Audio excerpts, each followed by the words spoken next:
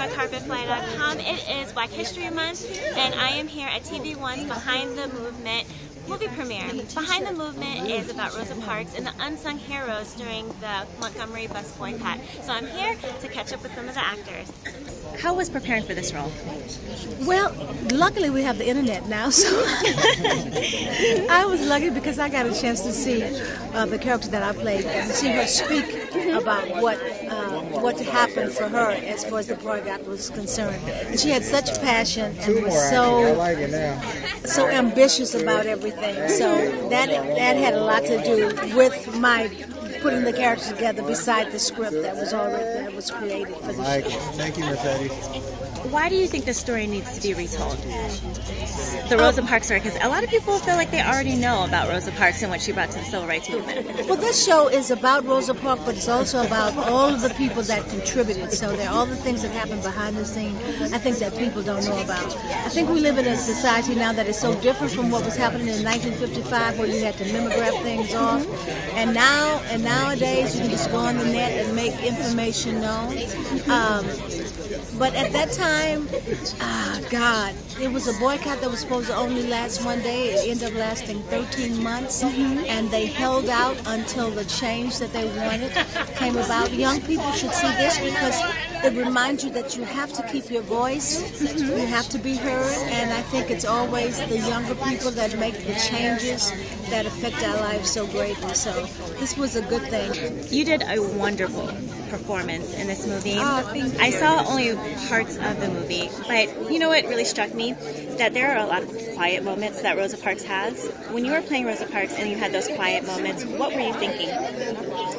Well, I think that I was just trying to play a woman who is not an icon, but a human being who is having to wrestle with putting her life on the line, becoming the face of the boycott. And in the 50s, in the segregation South, it was you're putting your life on the line. Right. So it was such a dangerous time. So I think I just was thinking about those kind of things, about how that would affect me as not this amazing icon, but just a regular person. Because I think sometimes we forget that Rosa Parks was just a regular woman. Right. You know, she was a seamstress. She was an activist, but at the time they weren't. She wasn't. You know, Reverend King was just the local reverend. They were just doing what they thought was right, but they weren't thinking we're icons. They were thinking, how can we do this? What does this mean?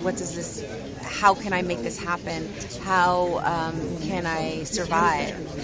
If I die, will it be okay? You know, right. So all of those kind of things. Right.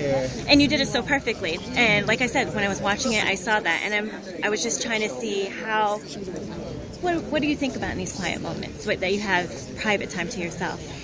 You know, this is coming out right around, Black History Month. Yes. What is it why do you think, what is something that you want people to take away from this film? I want people to take away that, well, first about the history. I think that I didn't know that much about Mrs. Rosa Parks. I knew what she did, but I didn't know that she was a seasoned activist long before.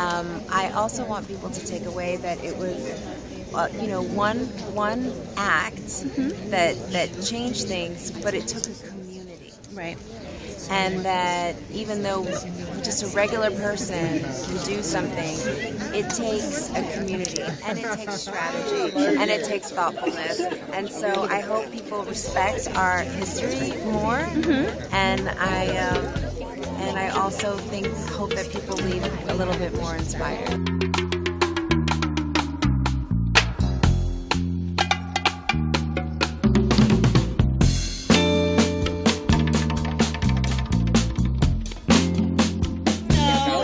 Looked like you were having a great time. I was having a phenomenal time. girl, you know, listen, I'm trying to do anything and everything with everybody out there. I was having such a great time. Now, I know, like, right now I'm, like, in the beginning of it, so there's a little bit of house drama. How did you navigate that whole thing with, you know, you're there for love. Why is there drama? Girl, these are the questions that I asked myself at night. I was trying to figure out where all the drama was stemming from as well. So me, I just, you know, fall back and let it unwind. I got my popcorn and I'm eating and I'm a spectator essentially. Like, that's what y'all gonna do. Y'all can go ahead and do that. I'm out here searching for my husband's feet.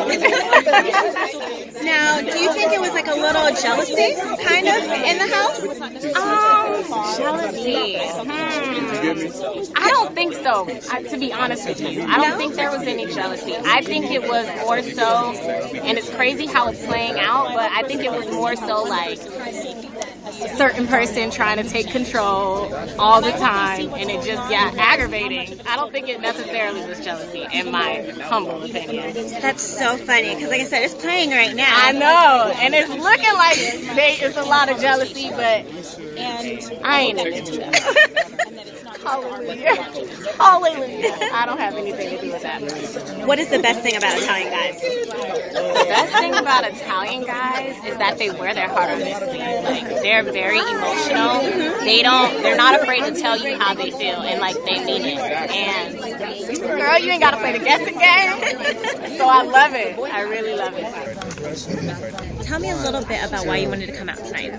I wanted to come out to make sure that I support my people. You know, it's always important to come out and, you know, show the love. You gotta spread love always. And, you know, if it wasn't for Rosa Parks, you know, most of us wouldn't even be standing here on this carpet, you know. So it's important to come out. My superpowers haven't kicked in yet. Okay. But not to give too much away, they will. Okay. But it's amazing. It's just amazing to be a part of, to see so many, you know, different faces of color that have superpowers. Because, you know, we already had superpowers from the beginning of time, if you ask me. You know, it's about time that they finally actually started portraying that on film. You know. And do you have any kids or anything? How do they feel about their dad being a superhero, if you have any kids? No, I don't have any kids, but, you know, one day, and, you know, hopefully I'll be their superhero. Okay. Now, what is one thing about Black History Month that you think people don't, or they like overlook, or that they don't focus on that much, that you would like to bring to people's attention? I think one thing is that they feel like they just have to celebrate it this month just because they say so. Right. Okay. So I think they overlook the fact that this is an ongoing thing. We have an ongoing history. We're making history every day. We're making history right now. So it doesn't have to be February. So, you know, just don't wait till February comes around and talk about Black Power. Right. You know what I mean? You know. So tell me, how does it feel to play someone so historical and so historically important? Daunting. You know what I mean? When I got the audition, I said, really? Y'all want me to play Abernathy? Really? Can I do it justice? And filming in Atlanta, I live in Atlanta. Okay. I teach at Spelman College. I'm a Kappa. Ralph Abernathy's a Kappa. So, you know, it's a little daunting. But the more I looked into his past and read his biography, his autobiography, it began to humanize him for me. Okay. You know, I think we put our heroes on a pedestal and we forget that they're human sometimes. But we all have flaws, and you don't find the flaws, but you try to play the truth of the person with humanity. So you try to find humanity. What was the hardest part about playing Abernathy? I'm so sorry. The hardest part about playing Abernathy had to I was in makeup for 3 hours a day, putting on a wig. They had to tape, because I have short hair, they had to tape hair onto my hair. Oh my gosh. Yeah. So that wasn't my hair. And to wear a mustache for a few weeks, because I don't really rock a mustache either. But other than that, I mean, to put on his shoes, it was a delight to put on his shoes and to walk that walk, and to be with my castmates and talk about it. You know what I mean?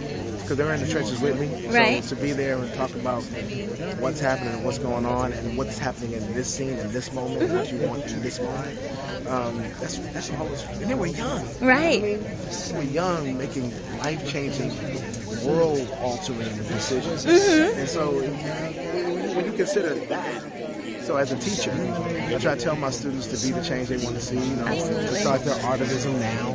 Don't wait for somebody else to do it. But right now, we're living in a world of apathy. People just have somebody else to do it. Somebody else to pass the buck. Right now, we can pick up the baton and do it ourselves. Okay, guys, make sure you check out Behind the Movement on TVOne Sunday, February 11th. And as always stay fly.